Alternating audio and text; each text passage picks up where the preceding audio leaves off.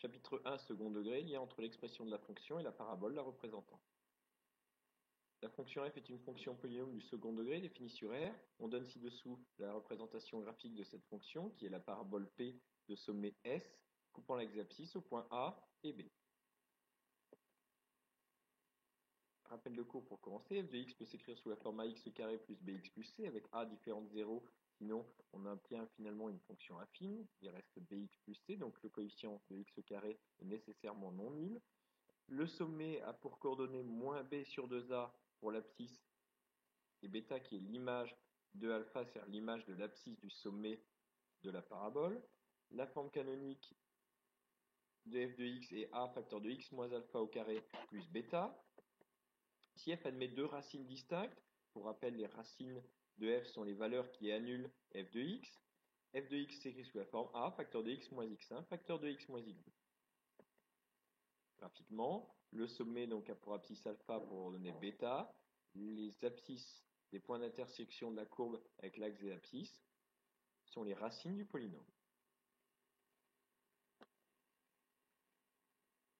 Première méthode, en utilisant les coordonnées du sommet. Le sommet a pour coordonnées moins 2, moins 9, donc on a ici alpha égale moins 2 et bêta égale moins 9. La forme canonique est donc a facteur de x moins moins 2 au carré plus moins 9, attention au signe moins successif, ce qui donne finalement a facteur de x plus 2 au carré moins 9. Pour déterminer le coefficient a, on va utiliser les coordonnées d'un point de la parabole, par exemple ici le point a qui a pour abscisse moins 5, coordonnée 0, ce qui donne que l'image de moins 5 par f est 0. On peut ainsi écrire une équation d'inconnu a en remplaçant donc x par moins 5 dans l'expression de f, ce qui donne finalement moins 5 plus 2 moins 3 au carré 9, 9a égale 9, et donc a égale 1. On obtient ainsi l'expression de f, qui est sous forme canonique x plus 2 au carré moins 9, et sous forme développée x carré plus 4x moins 5. Deuxième possibilité, en utilisant donc les racines du polynôme, c'est-à-dire les abscisses des points d'intersection de la courbe et de l'axe des abscisses. On obtient ainsi la forme factorisée de f qui est a facteur de x moins moins 5, là aussi attention aux deux signes moins successifs puisque xa vaut moins 5, facteur de x moins 1, c'est-à-dire finalement x plus 5, facteur de x moins 1, facteur de a. Pour déterminer le coefficient a, on utilise la même méthode que précédemment, à savoir il faut utiliser les coordonnées d'un point de la parabole, ici par exemple le sommet qui a pour abscisse moins 2 ordonnée moins 9, l'image de moins 2 par f est donc moins 9, on va ainsi écrire de nouveau une équation d'inconnu a, en remplaçant donc x par moins 2 dans l'expression de f.